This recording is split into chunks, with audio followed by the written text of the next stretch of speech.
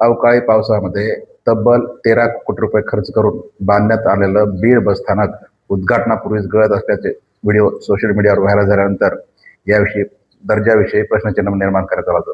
मात्र त्या ठिकाणचा अनागोंदी कारभार किंवा अनियमितता संपायला तयार नाही. कारण बीड बसस्थानकाच्या दर्शनी भागामध्ये जिल्हा वाहतूक शाखेची खोली आहे, ती अडचण ठरत आहे. मग त्या ठिकाणी सुनियोजित आराखडा होता का नव्हता हा खरा प्रश्न आहे. दुसरी गोष्ट, बीड बसस्थानकाचं काम सुरू होण्यापूर्वी कंत्राटदारानं एक वेगळं स्वतंत्र मीटर घेतलं होतं. ते झाडाला उघड्यावर आहे. त्यात ती तब्बल 37,000 रुपये थकबाकी असताना एरवी महावितरण गोरगरिबांना लागलीच वीज कट करतं. मात्र महावितरण त्याच्यावर का मेहरबान हा कळत नाही.